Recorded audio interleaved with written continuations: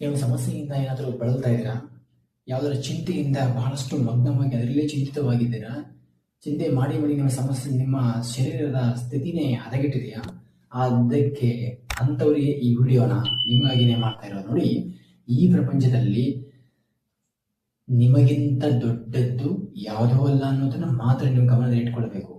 ಸಮಸ್ಯೆ ದೊಡ್ಡದಲ್ಲ, ನೀವು ದೊಡ್ಡವರು. ಇದು ಒಂದು ತಲೆಯಲ್ಲಿ ಇಟ್ಕೊಳ್ಬೇಕು.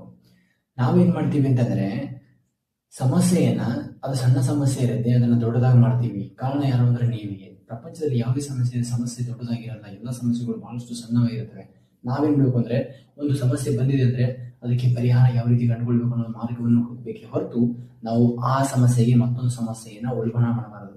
ಉದಾಹರಣೆಗಾಗಿ, ಒಬ್ಬ ವ್ಯಕ್ತಿ ಶುಗರ್ ಬಂದಿದೆ ಅಂತಂದ್ರೆ, ಅವನು ಶುಗರ್ ಬಂದಿದೆ ಅಂತ ಸಿಂಪ್ಟಮ್ಸ್ ನೋಡ್ಬಿಟ್ಟು ಅವನು ಏನ್ ಮಾಡ್ತಾನೆ, ಜಾಸ್ತಿ ಬಹಳ ಪ್ರಮಾಣದಲ್ಲಿ ಮೂತ್ರ ಬರುತ್ತೆ, ಲಿಂಗ ಉದ್ರೇಕ ಆಗುವುದಿಲ್ಲ, ಕಣ್ಣುಗಳು ಹೋಗ್ತವೆ, ಕಾಲುಗಳು ಉರಿತವ, ಮುಂಬರುವ ದಿನಗಳಲ್ಲಿ ನಡೆಯೋಕ್ಕಾಗಲ್ಲ, ನೀ ರಿಪ್ಲೇಸ್ಮೆಂಟ್ ಆಗಬಹುದು, ಕಣ್ಣಿನ ದೃಷ್ಟಿ ಮುಂದೆ ಹೋಗುತ್ತೆ, ಕಾಣುವುದಿಲ್ಲ ಅಂತ ಅದರ ಲಕ್ಷಣಗಳನ್ನು ನೋಡಿನೇ ಅದರ ಓದಿ ಏನಾಗ್ತಾನಂದ್ರೆ ಅತೀ ಅಶಕ್ತನಾಗ್ತಾನೆ.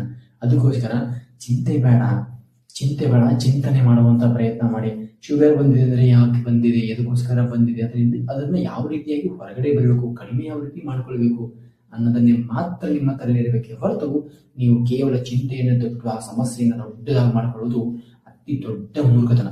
ಜಗತ್ತಿನಲ್ಲಿ ಈ ಪ್ರಪಂಚದಲ್ಲಿ ಯಾವುದೋ ಸಮಸ್ಯೆ ದೊಡ್ಡದಲ್ಲ, ನೀವು ದೊಡ್ಡವರು ಅನ್ನೋದನ್ನ ಮರಿಬೇಡಿ ಅಂತ ಹೇಳ್ತಾ ಎಲ್ರಿಗೂ ನಮಸ್ಕಾರ.